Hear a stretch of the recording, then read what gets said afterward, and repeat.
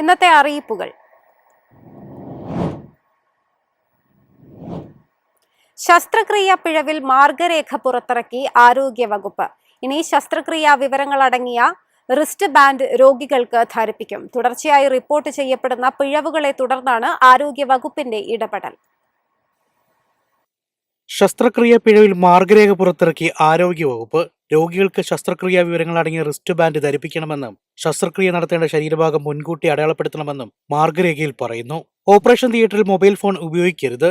ചെറുതും വലുതുമായ എല്ലാ ശസ്ത്രക്രിയകൾക്കും മാർഗനിർദ്ദേശം ബാധകമാണെന്ന് നിർദ്ദേശമുണ്ട്. ശസ്ത്രക്രിയയ്ക്ക് മുമ്പ് ഡോക്ടറും നഴ്സും രോഗിയുടെ IP നമ്പർ, കേസ് റെക്കോർഡ് എന്നിവ പൂർത്തിയാക്കണം. വാർഡ് ഡോക്ടറും നഴ്സിംഗ് ചാർജും പ്രീ ഓപ്പറേറ്റീവ് ചെക്ക് ലിസ്റ്റ് പൂരിപ്പിച്ച് ഒപ്പിടണം. തിയേറ്റർ ചുമതലയുള്ള നഴ്സിംഗ് ഓഫീസർ വായിച്ച് വ്യക്തത വരുത്തി ഒപ്പിടണം. അതിനുശേഷം മാത്രമേ തിയേറ്ററിലേക്ക് രോഗിയെ പ്രവേശിപ്പിക്കാവൂ. ശസ്ത്രക്രിയാ ഉപകരണങ്ങൾ, നശിപ്പിക്കുന്ന വസ്തുക്കൾ എന്നിവയുടെ കണക്കെടുപ്പ് നടത്തണം. ശസ്ത്രക്രിയയ്ക്ക് മുമ്പ് വൈറ്റ് ബോർഡിൽ ശസ്ത്രക്രിയയുടെ ഉപകരണങ്ങളുടെ പേരും എണ്ണവും രേഖപ്പെടുത്തണം. ശസ്ത്രക്രിയ കഴിഞ്ഞ് ഉപകരണങ്ങളുടെ എണ്ണം പരിശോധിച്ച് ചെക്ക് ലിസ്റ്റ് ബന്ധപ്പെട്ട മേധാവിക്ക് കൈമാറണം. മാർഗനിർദ്ദേശം നടപ്പായാൽ ആർക്കും പരസ്പരം പഴിചാരാൻ കഴിയില്ലെന്നും മാർഗനിർദ്ദേശങ്ങളിൽ പറയുന്നു. News desk MyFin TV. വൈദ്യുതി തൂണുകളിൽ അനധികൃതമായി പരസ്യങ്ങൾ പതിപ്പിക്കുന്നവർക്കെതിരെ കർശന നടപടിയുമായി KECB. പൊതുമുതൽ നശിപ്പിച്ചതിന്റെ പേരിൽ ക്രിമിനൽ കേസ് രജിസ്റ്റർ ചെയ്യുന്നതിനൊപ്പം വൻതുക പിഴയും ഈടാക്കുമെന്ന് അധികൃതർ മുന്നറിയിപ്പ് നൽകി. വൈദ്യുതി തൂണുകൾ പരസ്യങ്ങൾ പതിപ്പിക്കുന്നവർക്കെതിരെ ക്രിമിനൽ കേസെടുക്കാൻ KECB തീരുമാനിച്ചു. പൊതുമുതൽ നശിപ്പിച്ചെന്ന വകുപ്പിലാണ് നടപടി. കേസിന് പുറമെ വൻതുക പിഴയും ഈടാക്കുമെന്ന് അധികൃതർ അറിയിച്ചു. അപകടങ്ങൾ ഉണ്ടായാൽ ഉടൻ വിവരമറിയിക്കാൻ തൂണുകളിൽ മഞ്ഞ പശ്ചാത്തലത്തിൽ നമ്പറുകൾ രേഖപ്പെടുത്തിയിട്ടുണ്ടെങ്കിലും അവ മറച്ചുകൊണ്ട് പരസ്യങ്ങൾ പതിപ്പിക്കുന്നത് അടിയന്തര സാഹചര്യങ്ങൾ വലിയ തടസ്സമാകുന്നുണ്ട്. ഈ നിയമലംഘനങ്ങൾ വ്യാപകമായതോടെ KECB ഉദ്യോഗസ്ഥർ പോലീസിനെ സമീപിച്ചു.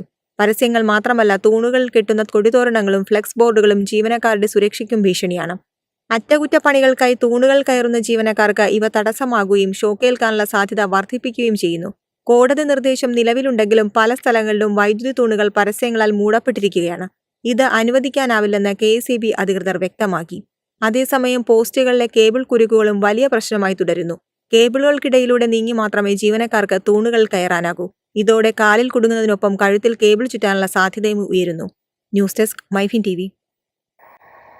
ഇനി കേരള വാർത്തകളിലേക്കാണ്. അക്ഷയ തൃതീയയ്ക്ക് സ്വർണം വാങ്ങിക്കൂട്ടി മലയാളികൾ. കഴിഞ്ഞ വർഷത്തെ അപേക്ഷിച്ച് സ്വർണ്ണ വ്യാപാര മേഖലയിൽ മികച്ച നേട്ടമാണ് ഉണ്ടായിരിക്കുന്നത്. ഞായറാഴ്ച വൈകിട്ട് വരെ സംസ്ഥാനത്തെ ജ്വല്ലറികളിൽ 1200 കോടിയിലധികം രൂപയുടെ വ്യാപാരം നടന്നതായി റിപ്പോർട്ട്. അക്ഷയ തൃതീയയോടനുബന്ധിച്ച് ഞായറാഴ്ച വിൽപ്പനയിൽ നേട്ടവുമായി സംസ്ഥാനത്തെ സ്വർണ്ണ വ്യാപാരികൾ. ലോകമെമ്പാടുമുള്ള 12,000 ജ്വല്ലറിയിൽ നിന്നായി ഞായറാഴ്ച വൈകിട്ട് വരെ ഏകദേശം 1260 കോടി രൂപയുടെ വ്യാപാരം നടന്നതായി all Kerala gold and silver merchant അസോസിയേഷന്റെ കണക്ക്. ഏകദേശം 900 കിലോയുടെ സ്വർണമാണ് വിറ്റുപോയത്. അക്ഷയ തൃതീയ ദിനത്തിൽ സ്വർണ്ണവിലയിൽ വർധനവുണ്ടായില്ലെന്നത് വാങ്ങാനെത്തിയവർക്ക് ആശ്വാസമായതായി വ്യാപാരികൾ പറയുന്നു. കഴിഞ്ഞ വർഷം 1500 കിലോയുടെ സ്വർണം വിൽപ്പന നടന്നുവെന്നാണ് കണക്ക്. സ്വർണത്തിന്റെ മൂല്യം ഉയർന്നു നിൽക്കുന്നതിനാൽ ഇത്തവണ അതിൽ കൂടുതൽ കച്ചവടം നടക്കുമെന്ന് വ്യാപാരികൾ പ്രതീക്ഷിച്ചിരുന്നു. കഴിഞ്ഞ വർഷം അക്ഷയ തൃതീയ ദിവസത്തെ സ്വർണ്ണവില ഗ്രാമിന് 8,980 രൂപയായിരുന്നു. പവന് 71,840 രൂപയും. അതായത് കഴിഞ്ഞ വർഷത്തെ അപേക്ഷിച്ച് ഇക്കുറി സ്വർണ്ണവിലയിൽ 55% അധികം വിലവർധനവാണ് അനുഭവപ്പെടുന്നത്. News desk MyFin TV. Fancy വാഹന നമ്പർ ലേലങ്ങളിൽ ഉയർന്ന തുക വിളിച്ച ശേഷം ലേലത്തിൽ നിന്നും പിന്മാറുന്ന പ്രവണതയ്ക്ക് അറുതി വരുത്താൻ ഹൈക്കോടതിയും മോട്ടോർ വാഹന വകുപ്പും. വാഹന നമ്പർ സ്വീകരിച്ചാലും ഇല്ലെങ്കിലും ലേലത്തിൽ പറഞ്ഞുറപ്പിച്ച തുക അടയ്ക്കണമെന്ന് ഹൈക്കോടതി ഉത്തരവിട്ടു. കൂടുതൽ ഡിമാൻഡുള്ള ഫാൻസി നമ്പറുകളിൽ വലിയ തുക ലേലത്തിൽ ഉറപ്പിക്കുകയും ശേഷം പിന്മാറുകയും ചെയ്യുന്നതുമൂലം സർക്കാരിന് വരുമാന നഷ്ടം ഉണ്ടാകുന്നത് പതിവാണ്. ഫാൻസി നമ്പറിന് വേണ്ടി 5 ലക്ഷം രൂപ ലേലം വിളിക്കുകയും തുടർന്ന് 3000 രൂപയുടെ സാധാരണ നമ്പറിന് അപേക്ഷിക്കുകയും ചെയ്ത കാറുടമയോട് മുഴുവൻ തുകയും കെട്ടിവയ്ക്കണമെന്ന് കോടതി ആവശ്യപ്പെട്ടു. എറണാകുളത്ത് ഒരു ഫാൻസി നമ്പറിനായി 6 പേർ പങ്കെടുത്ത വാശിയേറിയ ലേലത്തിലായിരുന്നു സംഭവം. ലേലത്തിൽ പങ്കെടുത്തുറപ്പിക്കുന്ന തുക നിയമപരമായ ബാധ്യതയാണെന്നും അടയ്ക്കേണ്ടത് നിർബന്ധമാണെന്നും ഹൈക്കോടതി ചൂണ്ടിക്കാട്ടി. പുതിയ നമ്പർ അനുവദിക്കാമെങ്കിലും ലേലത്തിൽ ഉറപ്പിച്ച 5 ലക്ഷം രൂപ അടയ്ക്കേണ്ടതാണെന്ന് മോട്ടോർ വാഹന വകുപ്പ് ഉദ്യോഗസ്ഥർ പറഞ്ഞു. അതിൽ വീഴ്ച വരുത്തിയാൽ റവന്യൂ കുടിശ്ശികയായി കണക്കാക്കി റിക്കവറി നടപടികൾ സ്വീകരിക്കുമെന്നും അധികൃതർ വ്യക്തമാക്കി.